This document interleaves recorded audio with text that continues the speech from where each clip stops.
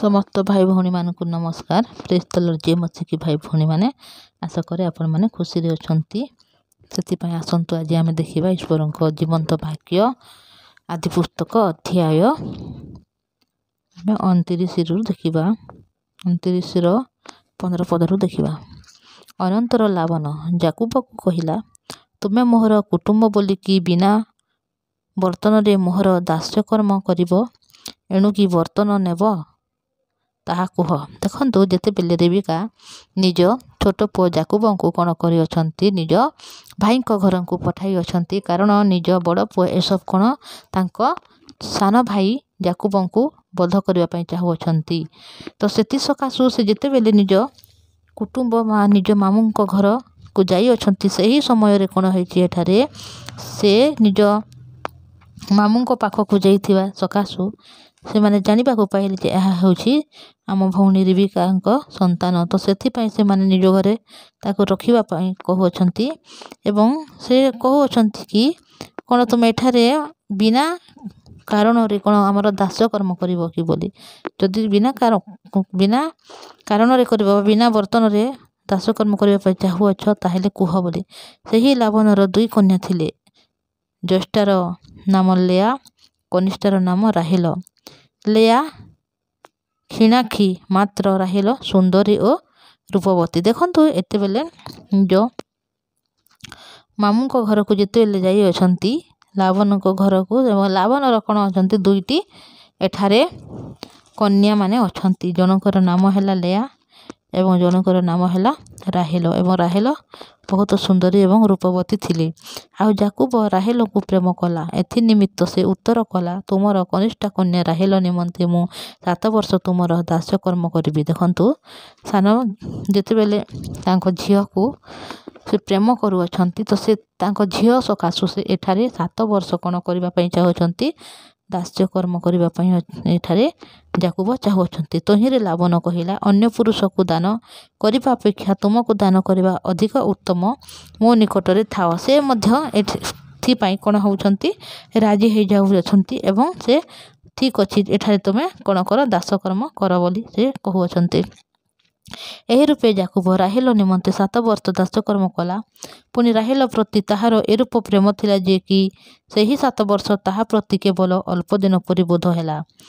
देखंतु जिते बेले गोटे झियो गोटे पुओ को भल पाउछि बा प्रेम करूछि, सही समय रे जिते से तांको सहित अछि बा तांको पाखरे अछि, सेते बेले से 7 वर्ष मध्ये ताको अल्प समय पर लागुछि। भाई भौणी माने या समस्त जीवन कार्य अटे। कौनसी पुओ जदि कौनसी झियो को प्रेम करे एवं ता पाखे जदि थाए ताको जेते समय लागो ताको अल्प समय पर लगी थाए।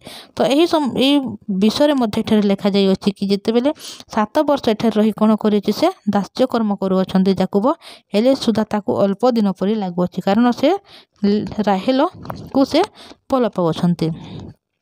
अनंतर याकूब लावन को कहिला, मोहर नियमित काल संपूर्ण हैला, एबे मो भार्या मते दियो, मु ताहार सहवास करिबि। देखंतु जेतबेले 7 वर्ष पई मु राहेलंको पई आपणको घरे रही दास्य कर्म बोली कहिले, दास कर्म करिबि बोली कहिले, सही समय रे कोन करि अछंती लावन सेठारे राजी होई अछंती एवं से दास्य कर्म करि अछंती एवं से जे 7 वर्ष करिया पई चाहुथिले से 7 वर्ष एठारे कोन होईची संपूर्ण होई अछि।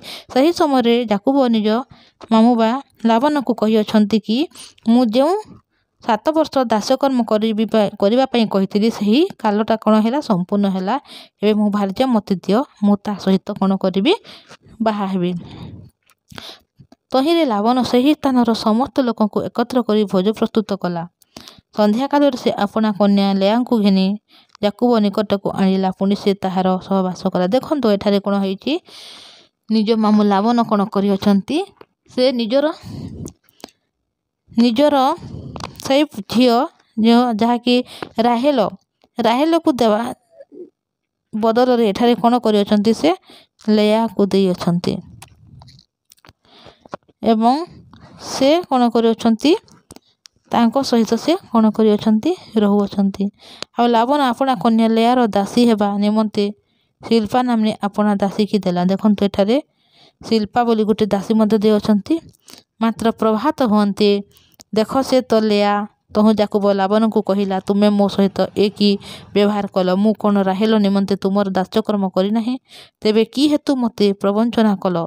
देखंतु से जो झील पाई से दासकर्म करथिले 7 वर्ष से झील को न देई कौन कर अन्य झील को दे अछंती सेति सकाशु जेतेले से प्रभात हेउची से समय देखु अछंती सेटा राहेल नुहे से हेउचंती लेया।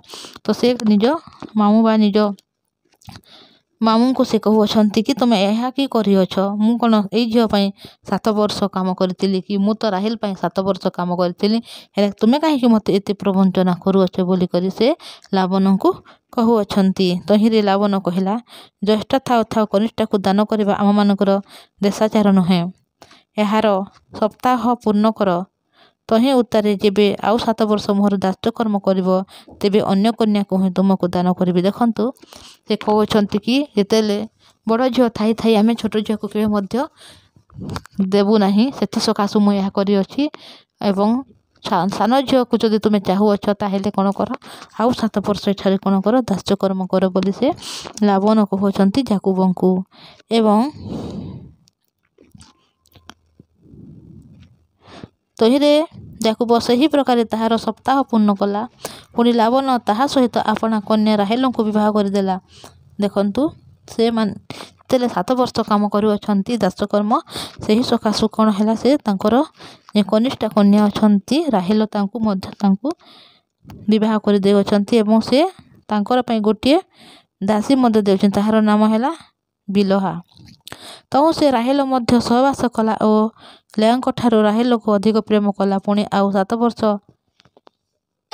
लाबानर दासकर्म कला। देखंतु जेतेबेले से कनिष्ठ झील को भल पाउथिले तो सेति पई जेतेले कनिष्ठ झील को से पुणी 7 वर्ष दासकर्म करी से पुणी सान झील को जेतेले विवाह करू अछंती बड़ भौणी ठारो सान भौणी को बेसी से कोन करू अछंती प्रेम करू अछंती पुणी से कोन करू अछंती एठारे आउ 7 वर्ष एठारे दासकर्म करू अछंती। देखंतु भाई भौणी माने जेतेले ए वाक्य को मैं पढु अछु याकूब निज मामू बा लाबान को घर को जाई अछंती एठारे एवं तांकर कनिष्ठ झील से राहेल को प्रेम करू अछंती किंतु निज पिता जो लाबान अछंती से कोन करी अछंती निज कनिष्ठ झील को न दे से ज्येष्ठ झील को एठारे तांको विवाह कर दे अछंती एवं पुणी जेतेले 7 वर्ष काम करी अछंती ताहापर से कोन करी अछंती निजर कनिष्ठ झील को से विवाह कर पुणी तांको दासी माने मध्य दे अछंती एठारे एवं जेतेले याकूब एठाकू आसी अछंती एवं राहेल को से प्रेम कर अछंती सही सकाशु आउ 7 वर्ष से कोन करछंती एठारे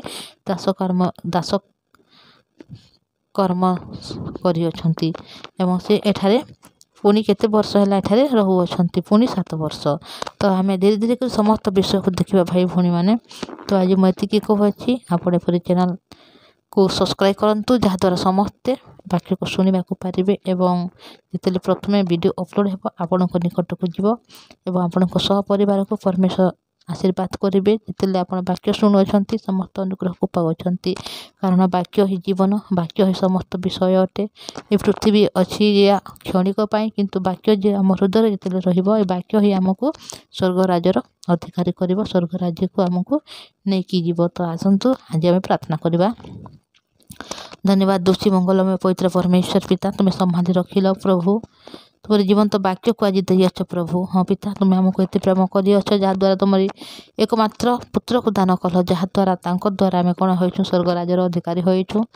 हाँ भाई भौणी मैंने जिते वाक्य को शुणुंट समस्त को दया करुणा कर प्रभु जिते आज वाक्य मत देखी अच्छे पिता कि जिते पिता परमेश्वर याकूब एठारे राहेल को प्रेम कले पुणी पिता परमेश्वर जिते लेया बह करने देले पुणी राहेल को पाइबा पुणी से 7 वर्ष एठारे कार्य करुँच दास्य कर्म करुँच पुणी से आउ 7 वर्ष करुँच प्रभु कारण से राहेल को प्रेम करुँच ठीक से ही पवित्र परमेश्वर पिता यह तो मनीष मात्र प्रभु किंतु पिता तुम्हें तो आमको केते प्रेम करुँच जहाँकि असीमित अटे पिता जार कौन सीमा ना। हाँ पिता परमेश्वर आम ठारे कौन विषय पाइबा तुम्हें इच्छा करना पिता बरं तुम्हें प्रेम निस्वार्थ ते पिता परमेश्वर निष्कलंक अटे जे कि आम ठारे कौन आशा ना पिता तुम्हें आमको अनुग्रह कर प्रेम कर दया कर प्रभु आम मनीष जिते अविरत मंद हेले सुधा तुम से प्रेम को पिता आम हृदय तुम्हें स्थापन कर धन्यवाद प्रभु। हाँ भाई भौणी को आशीर्वाद अनुग्रह दया कर प्रभु परिवार समस्त समस्त को तुम संभाली रख प्रभु जीवंत पवित्र परमेश्वर पिता बाक्य को जपरी शुणुंट प्रभु आशीर्वाद कर तांको परिवार समस्त विषय ताकू ठीक कर प्रभु फाइनान्शियल समस्या अच्छी प्रभु ताकू तुम्हें ठीक कर प्रभु जार कौन से कार्य ना जॉब नहीं पिता से समस्त विषय को तुम्हें जोगाओ बापा पवित्र परमेश्वर पिता तुम्हें समस्त को प्रेम कर बापा तुम रक्त द्वारा समस्त को शुचिकृत कर प्रभु ए पृथ्वी प्रत्येक मनीष को तुम्हें दया कर पिता परमेश्वर मो भाई भाई में जो वाक्य शुणुन हृदय मन को बनाओ जपरी प्रत्येक दिन तुम जीवंत वाक्य को शुणे पिता पुणी आग को बढ़े तुम वाक्य द्वारा सुसमाचार बंचे साहाय्य कर विश्वास सहित जीवन को अतिवाहित कर पिता तुम स्वर्ग राज्यर अधिकारी होगा पारे दया कर एम जीवन में जो पढ़ुं लिखुं प्रभु से समस्त को आशीर्वाद कर जपरी भल पढ़ी लिखी आग को बढ़ी पारे पिता परमेश्वर जार पिता कौन कार्य नहीं पिता कार्य मत जगाओ पिता केवल सुसमाचार निमंते पिता समस्त विषय को तुम्हें यूज कर तुम्हें मन को मनोनीत कर पिता अब्राहम पाई पिता इसाक पूरी जाकुबों को तुम्हें आशीर्वाद करने चाहूच पिता तुम राज्य निमंत्रण को आशीर्वाद करने चाहूच से तुम्हें पिता मनोनीत कर यूज करने चाहूच पिता एम वंश को एम समस्त कार्य को एम तुम्हें महान करने को चाहूच एम तुम्हें बलवान करने चाहूच पिता परमेश्वर बलवंत करने चाहूच से धन्यवाद दूसरी एम जीवन समस्त विषय तुम चरण तले आम आसीचु प्रभु जहाँ असुविधा अच्छे से असुविधा को तुम्हें दूर कर जो मैंने रोग दुख पीड़ित सुस्थता दियो पिता परमेश्वर प्रत्येक गौरव तुमको देवच्छी यीशु का नाम प्रार्थना मांगिले आमीन प्रेज द लॉर्ड जय मसीह की थैंक यू।